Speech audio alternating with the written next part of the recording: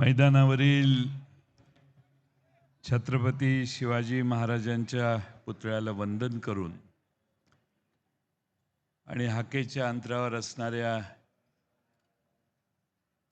भारतीय घटनेचे शिल्पकार डॉक्टर आंबेडकर यांच्या चैत्यभूमीच्या स्मारकाचं स्मरण करून आणि तिथून पुढं श्री सिद्धिविनायकाला नमन करून मी आपल्या सर्वांचे या शिवशक्ती सभेचं स्वागत करतो आणि या निमित्ताने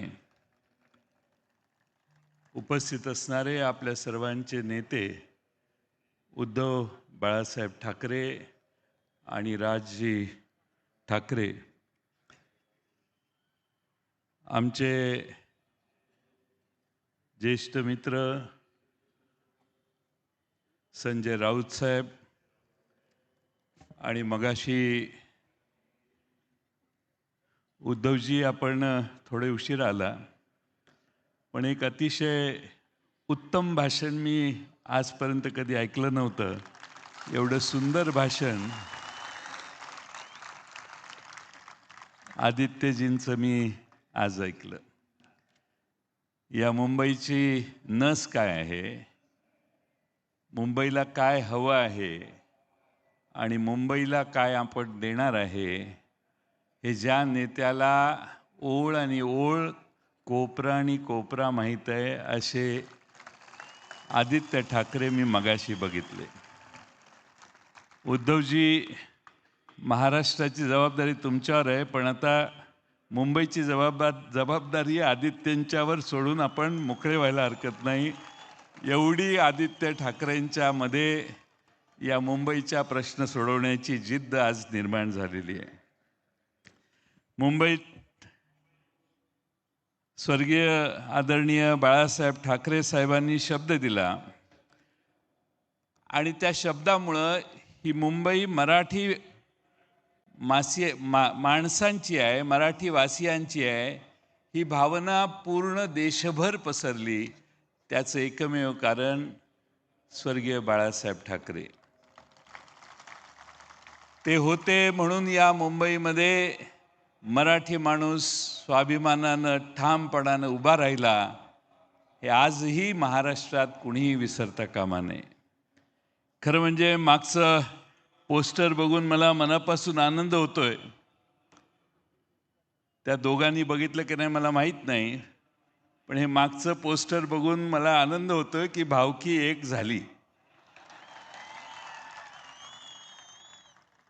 मी कालपासून मुंबईतल्या अनेक प्रभागामध्ये फिरलो. लोकांना प्रचंड आनंद आणि उत्साह आहे की उद्धवजी आणि राजजी एकत्रित आले. याचा मुंबईकरांना एवढा आनंद यापूर्वी कधी झालेला नसेल. एवढा मोठा आनंद, प्रचंड आनंद या दोघांना एकत्रित बघण्यास आज मुंबईकरांना झालेला आहे. आज इथं सगळं शिवतीर्थ भरलेलं आहे, पण महाराष्ट्रातल्या कानाकोपऱ्यातला माणूस टेलिव्हिजनवर बघतोय की हे दोन भाऊ एकत्रित आले, त्याचा मुंबईत आणि महाराष्ट्राच्या राजकारणावर काय परिणाम होणार. आणि म्हणून तुम्ही दोघं आलात, एकत्रित आलात, याचं पहिल्यांदा शरद पवार साहेबांच्या वतीनं मी आपल्या दोघांचं मनपूर्वक अभिनंदन करतो. आज खरं म्हणजे पवार साहेबच येणार होते, पण त्यांना जमलं नाही. त्यांनी मला यायला सांगितलं. खरं म्हणजे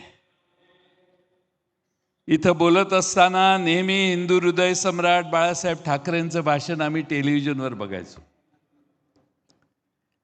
तेच मैदान आहे, तीच शिवसेना आहे, मात्र शत्रू वेगळा आहे. काही गद्दार आहेत तर काही दिल्लीतील सत्तेचे गुलाम आहेत. आणि मला खात्री आहे की मुंबईकर या सगळ्यांना खड्यासारखं बाजूला ठेवल्याशिवाय राहणार नाहीत. खरं म्हणजे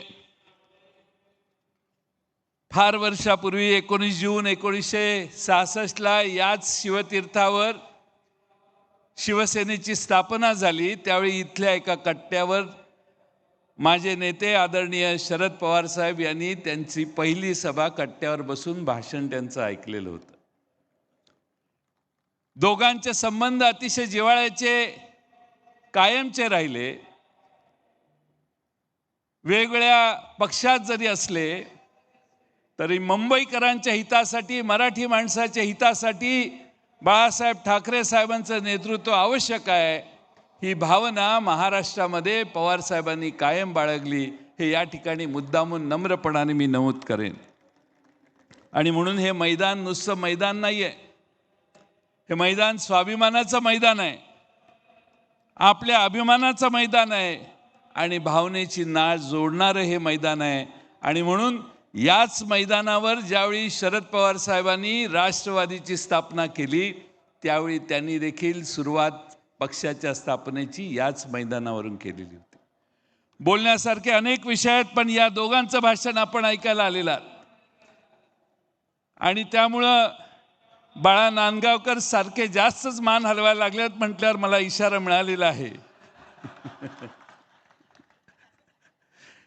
परंतु एक मित्रांनो विसरू नका की 300-350 वर्षापूर्वी आपल्या छत्रपती शिवाजी महाराजांनी सुरत लुटली, त्याचा राग काहींच्या मनात आजही आहे, हे विसरू नका. अशा अनेक गोष्टी आहेत. काल परवा अण्णा मला येऊन गेले, काय बोलले? त्यांची भूमिका अशी आहे की मुंबई ही महाराष्ट्राची नाही आहे, म्हणजे मुंबईला तोडण्याचा उद्योग पुन्हा सुरू झालेला दिसतोय. आणि म्हणून यावेळची निवडणूक तुम्हा आम्हा सर्वांसाठी फार महत्त्वाची आहे. माझी तुम्हा सर्वांना विनंती आहे की आज पुन्हा जर मुंबई तोडण्याचा प्रयत्न बाहेरच्या एवढे वेगवेगळ्या राज्यातली लोक संजय राऊत साहेब महाराष्ट्रात मुंबईत यायला लागली आहेत. प्रत्येक राज्याचा मुख्यमंत्री इथं आलेला असेल कदाचित, आणि सगळ्यांना बोलवण्याचं काम चाललेलं आहे. पण उद्धवजी, मी तुमचं राजजी तुमचं अभिनंदन करेन. तुम्ही तुमच्या जीवावर ही निवडणूक लढवताय, राष्ट्रवादीची तुम्हाला साथ आहे. आणि म्हणून तुम्हाला महाराष्ट्रात मुंबईच्या सामान्य माणसाला विश्वासात घेऊन ही निवडणूक लढवल्यामुळं तुम्हाला यश मिळेल, यात माझ्या मनात काही शंका नाही. मी जास्त वेळ न बोलता एवढीच विनंती आपणा सर्वांना करेन की आज आपले अनेक प्रश्न आहेत, सगळ्या मुद्द्यांचा परामर्श मगाशी आदित्यजींनी घेतलेला आहे. पण जेव्हा मुंबईतल्या माणसाला मुंबईचं घर नाकारलं, या भूमिपुत्राला घर नाकारलं, तर ठाकरेंची आठवण येते.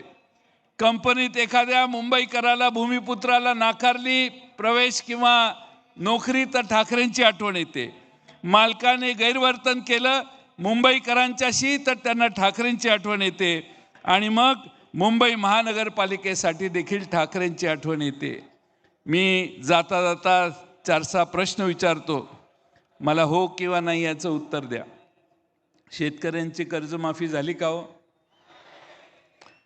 लाडक्या बहिणीचे 1500चे 2100 रुपये झाले का हो? कंत्राटदारांची थकीत बिलं मिळाली का हो? शेतकऱ्यांसाठी भावांतर योजना आणली का हो? मुंबईसाठी ठोस काय केलं हो? मग आता मुंबईकर यांना मतदान करणार का? माझं काम झालेलं आहे. मुंबईचा महापौर ठाकरे बंधू ठरवतील, हा विश्वास मी व्यक्त करतो आणि आपल्या सगळ्यांची रजा घेतो. धन्यवाद.